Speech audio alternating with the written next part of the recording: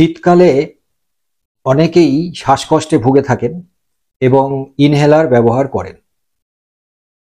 অনেকেই ইনহেলারের ওপর নির্ভরশীল, কিন্তু আপনি জানেন কি কিছু সহজ ব্যায়াম এবং ঘরোয়া উপায় অবলম্বন করলে ইনহেলার ধীরে ধীরে ছাড়তে পারবেন। আজকের এই ভিডিওতে আমি দেখাবো কিভাবে আপনি ঘরে বসেই ফুসফুস শক্ত করতে পারবেন এবং ধীরে ধীরে ইনহেলার ছাড়তে পারবেন। এরকম ইনফরমেটিভ ভিডিও পেতে চ্যানেলটাকে সাবস্ক্রাইব করুন, শেয়ার করুন এবং আপনাদের গুরুত্বপূর্ণ মতামত কমেন্ট বক্সে লিখে জানান। আমি আপনাদের উত্তর দেওয়ার চেষ্টা করব।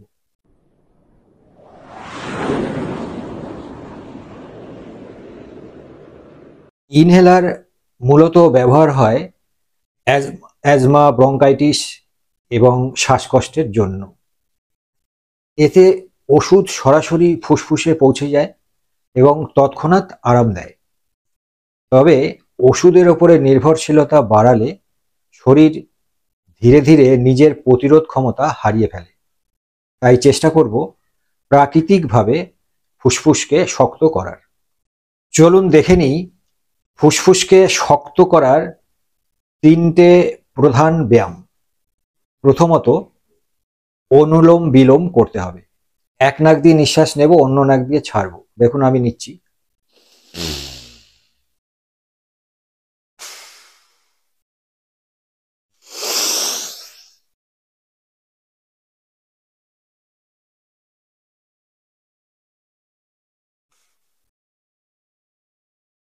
এই অনুলোম বিলোম করলে পরে আমাদের শ্বাসনালী পরিষ্কার হয় এবং অক্সিজেনের সঞ্চালন বৃদ্ধি পায়। 10 মিনিট করে এটাকে করতে হবে একবারে। Number 2, pursed lip breathing. এই এক্সারসাইজটা নাক দিয়ে নিঃশ্বাস নেব এবং মুখ দিয়ে গোল করে ছাড়ব। দেখুন আমি নিচ্ছি।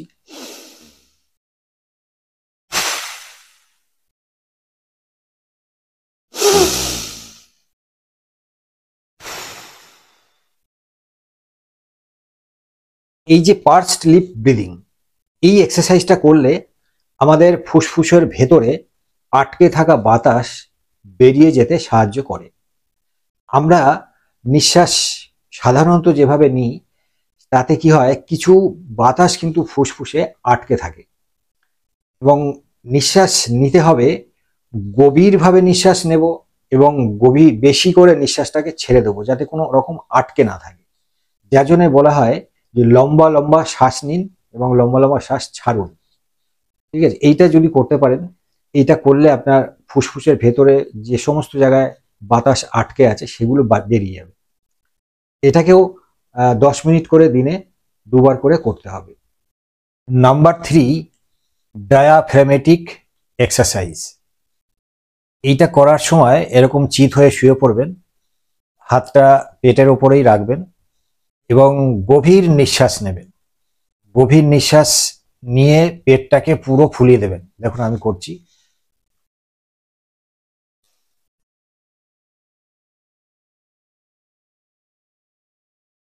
খানিকক্ষণ ধরে রাখবেন, তারপর আস্তে আস্তে ছাড়বেন।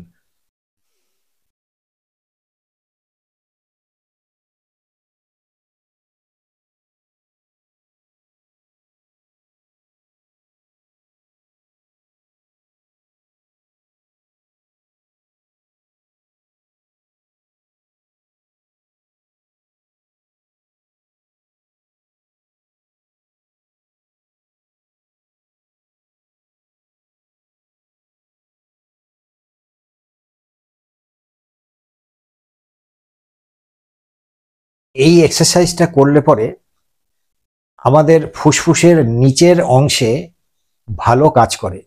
এই ডায়াফ্রামের ভালো এক্সারসাইজ এবং শ্বাস নালীকে প্রসারিত করে, মানে শ্বাস নিতে আপনার সুবিধা হবে। যাদের শ্বাসকষ্ট হয় তাদের জন্য এই 3 নম্বর এক্সারসাইজটা খুব গুরুত্বপূর্ণ একটা এক্সারসাইজ। এটা করলে যেরকম বললাম শ্বাসনালী প্রসারিত হবে, শ্বাস নিতে সুবিধা হবে। ডায়াফ্রাম মানে ফুসফুসের নিচের অংশটা ডায়াফ্রামের একটা ভালো এক্সারসাইজ। তো এই এক্সারসাইজটাও 10 মিনিট করে শুয়ে শুয়ে আপনাকে করতে হবে।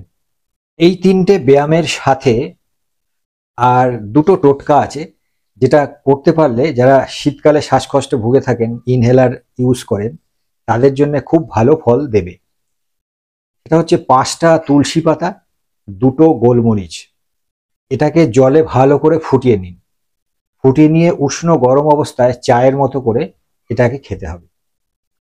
নাম্বার 2, স্টিম ইনহেলার, মানে গরম জলের বাষ্প আপনাকে নিতে হবে, দিনে একবার করে নিলেও হবে।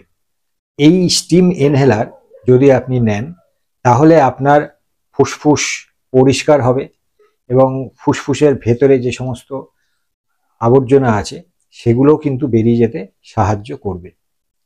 তাহলে এই 3টে এক্সারসাইজ আর এই টোটকা আপনি যদি ব্যবহার করতে পারেন, তাহলে দেখবেন কিছুদিন পর, মানে ডাক্তারের পরামর্শ নিয়ে, আপনি কিন্তু ইনহেলার ধীরে ধীরে ছাড়তে পারবেন। নমস্কার, সবাই সুস্থ থাকুন, ভালো থাকুন।